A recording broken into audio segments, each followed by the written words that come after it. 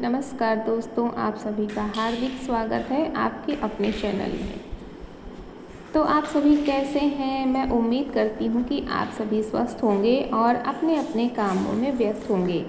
और अनन्या यहाँ पर स्कूल से वापस आ गई हैं और मैं लेटी थी यहाँ पर, क्योंकि मैंने यहाँ धूप में कुछ सामान डाला था और अगर अचानक से बारिश हो तो नीचे से ऊपर आते आते सामान जो है वो भीग जाता है, तो इसलिए मैं यहीं पर लेटी थी। तो अनन्या भी आ गई हैं अपना होमवर्क ख़त्म करके, यहीं पर खेल रही हैं। और देखिए धूप आज बहुत तेज़ निकली है, तो मैंने सोचा कि कुछ चीज़ों को मैं धूप में डाल दूँ। और हवा बहुत अच्छी आ रही थी, यहाँ से खिड़की से बहुत सुंदर हवा आ रही थी। तो यहाँ पर मैं खड़ी थी थोड़ी देर, बहुत अच्छा लग रहा था। यहाँ पर पंखे और कूलर की हवा जो है ना, वो शरीर को उतनी राहत नहीं देती है जितनी कि जो हमारी नेचुरल जो एयर होती है वो शरीर को जो है बहुत ही ज़्यादा फ्रेश करती है और अच्छी लगती है। तो मेरे काम जो हैं शाम के वो शुरू हो गए हैं। समय शाम के 4 बजे हुए हैं और बर्तन पड़े हुए थे, तो मैंने सोचा कि बर्तन धुल लूँ।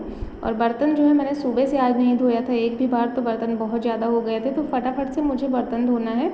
और बच्चे अपना होमवर्क कर रहे हैं, क्योंकि 5 बजे से वो लोग खेलते हैं, तो मैंने कहा 5 के पहले अपना काम ख़त्म कर लो। तो वो लोग अपना होमवर्क कर रहे हैं और उनके साथ बैठना नहीं पड़ता, जो भी काम उन्हें दिया जाता है स्कूल में उसको वो कर लेते हैं। तो 1 घंटे में मैं अपने काम ख़त्म कर लूँगी और उनका भी काम ख़त्म हो जाएगा। उसके बाद टाइम से खाना भी बनाना रहता है, क्योंकि गाँव में जो है बारिश में बहुत ज़्यादा दिक्कत होती है। और दूसरी बात, हमारे यहाँ मुझे खाना जो है वो कमरे के अंदर ही बनाना पड़ता है, कमरा बंद करके।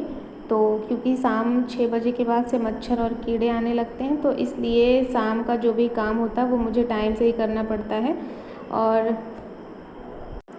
और सुबह से मैंने कपड़े भी नहीं धुले थे, क्योंकि यही शाम का ही तो टाइम होता है जब मुझे समय मिलता है। बाकी तो मैं स्कूल से आई 1 बजे और उसके बाद खाना वाना खाया। दोपहर बहुत ज़्यादा हो गई थी, तो मैं थोड़ी देर लेट गई और 3 बजे उठी हूँ। तो कपड़े भी मुझे धोने हैं, बच्चों की ड्रेस है तो मैं कपड़े भी धो दूँगी। और कपड़े धोने के बाद जो है कपड़े बाहर जो पड़े हुए हैं वो हटाना भी है।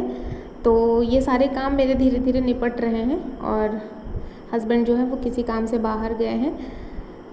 और सुबह से जो भी कपड़े थे वो यहाँ वहाँ पड़े हुए थे, टाइम नहीं मिल पाया।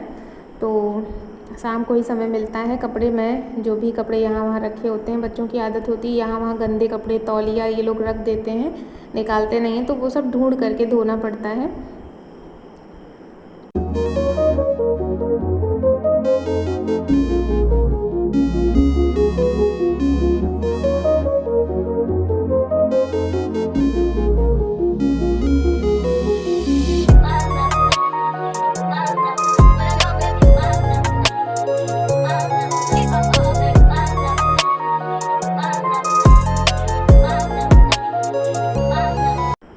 और 2-3 दिनों से बहुत ज़्यादा गर्मी हो रही है, क्योंकि बारिश तो बिल्कुल हुई नहीं है यहाँ पर। तो मैं बच्चों को बताती रहती हूँ कि टाइम टाइम पर पानी पीते रहो, क्योंकि गर्मी जब बहुत ज़्यादा हो जाती है तो पानी पीना जो है वो बहुत ज़रूरी हो जाता है। ज़्यादा मात्रा में पानी पीना चाहिए, नहीं तो फिर बच्चे जो है ना, ये अगर पानी नहीं पीते हैं टाइम टाइम से तो फिर बच्चों की तबीयत भी ख़राब हो जाती है। और आजकल तो बहुत ही ज़्यादा बच्चे बीमार चल रहे हैं, क्योंकि खांसी जुकाम जहाँ भी देखो वहाँ खांसी जुकाम बुखार बच्चों को हो रहा है। तो इस मौसम में बच्चों को जो है सुरक्षित रखना और बीमारी से बचाना जो है एक बहुत बड़ा टास्क हो जाता है। तो मैंने बर्तन और कपड़े कर लिए हैं। उसके बाद यहाँ पर झाड़ू भी लगाना पड़ता है, नहीं तो सुबह से बच्चे यहाँ वहाँ आते जाते रहते हैं, कभी कभी जूते भी पहन के अंदर आ जाते हैं, तो बहुत ज़्यादा धूल हो जाती है। तो झाड़ू वगैरह लगा करके मैं यहाँ पर साफ़ कर दूँगी। और जब ये कमरे का जो एंट्रेंस है यहाँ से अगर मैं गुजरती हूँ तो मेरे पैर में ज़रा सी भी धूल लगती है, तो मुझे बिल्कुल नहीं अच्छा लगता, क्योंकि ये सारी धूल जो है ना पूरे कमरों में और उसके बाद फिर बिस्तर में जाती है। तो यहाँ जो एक मैंने बोरा डाला हुआ है ना, इसको मैं दिन भर में 2-3 बार झाड़ करके यहाँ से धूल हटाती रहती हूँ। और इस पर जब धूल जम जाती है, मैं पैर रखती हूँ, तो मुझे बिल्कुल भी नहीं अच्छा लगता। तो मैं इसको साफ़ कर रही थी। इसको साफ़ करने के बाद कपड़े जो कुछ थे जिनकी कि मुझे ज़रूरत नहीं थी कल, उसको मैंने यहीं पर फैला दिया है उन कपड़ों को। और बाकी जो भी कपड़े हैं उनको मैं ऊपर डाल दूँगी। तो वो कपड़े जो हैं 1-2 दिन पड़े रहेंगे, जब ज़रूरत होगी तो उठा लिया जाएगा। क्योंकि उनकी कोई ज़रूरत अगर तुरंत नहीं रहती है तो कपड़े पड़े रहते हैं, नहीं तो फिर अगर सारे कपड़े बाहर डाल दो और रात में बारिश होती है ना तो फिर कौन हटाए, बार बार हटाना पड़ता है। तो सबसे अच्छा यही रहता है कि छत पर मैं कपड़े डाल देती हूँ, वहाँ पर जो कमरा बना हुआ है तो वहाँ कपड़े सेफ़ रहते हैं, और यहाँ जो भी कपड़े पड़े हुए हैं इनको मैं अभी शाम को हटा लूँगी।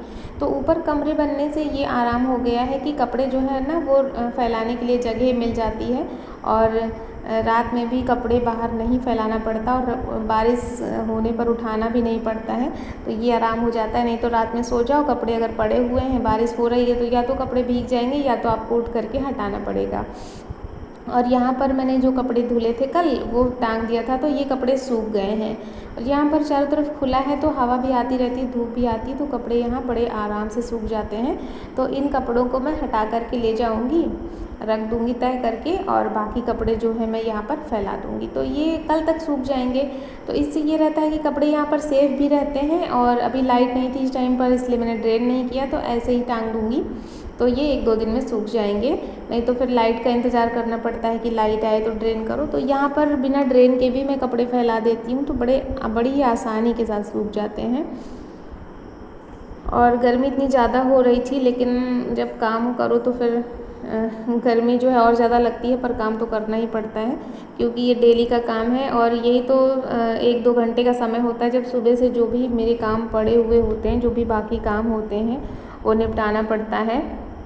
और अगर एक दिन कपड़े ना धुलो ना तो फिर पूरा जो है एकदम अव्यवस्थित हो जाता है, क्योंकि बच्चों की ड्रेस जो है 2-2 दिन की रहती है, बीच में एक दिन सफ़ेद ड्रेस लगती है, शनिवार को भी सफ़ेद ड्रेस लगती है। और डेली जो बच्चों के कपड़े होते हैं तो चाहे जितने भी कपड़े हो जाएं, लेकिन अगर हम डेली कपड़े नहीं धुलते हैं तो बहुत ज़्यादा अव्यवस्था हो जाती है। तो मेरी आदत है कि सुबह से मुझे भले ही टाइम नहीं मिलता, पर शाम को मैं डेली कपड़े धुलती हूँ। मैं जो है कपड़ों को जल्दी से इकट्ठा करके नहीं रखती।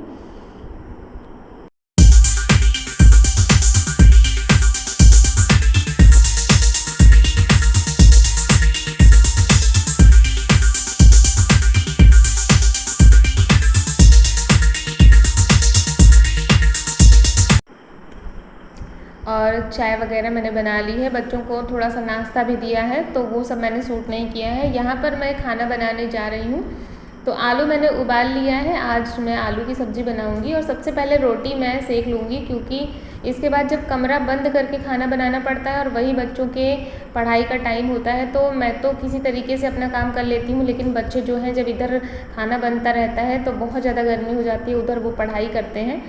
तो इससे बेहतर है कि मैं ही अकेले ही परेशान हो जाऊँ, बच्चों को कोई परेशानी ना हो, इसलिए मैं उनके पढ़ाई करने से पहले ही, टाइम से ही, अंधेरा होने से पहले ही खाना बना लेती हूँ ताकि कोई दिक्कत ना हो। क्योंकि सब्ज़ी वगैरह जब हम छौंकते हैं, पंखा चलता रहता है और दरवाज़ा बंद रहता है तो बहुत ज़्यादा दिक्कत होती है। पूरे में जो है ना वो जो झाग होती है जो मिर्च मसाले की वो भर जाती है, तो इसलिए मैं टाइम से ही खाना बना रही हूँ। तो सबसे पहले मैं रोटी सेक लूँगी और उसके बाद आलू, अभी ठंडी हो रही है तो फिर आलू छील करके मैं सब्ज़ी भी बना लूँगी। और बच्चे जो हैं वो खेलने गए हैं, उनका एक टाइम मैंने फ़िक्स करके रखा है। मैं बताती हूँ उनको कि अपना जो भी काम है वो टाइम से करो। तो अभी इन लोगों ने अपना होमवर्क पूरा कर लिया है, अब 1-2 घंटे मैंने इनको दे दिए हैं खेलने के लिए, अब खेलेंगे।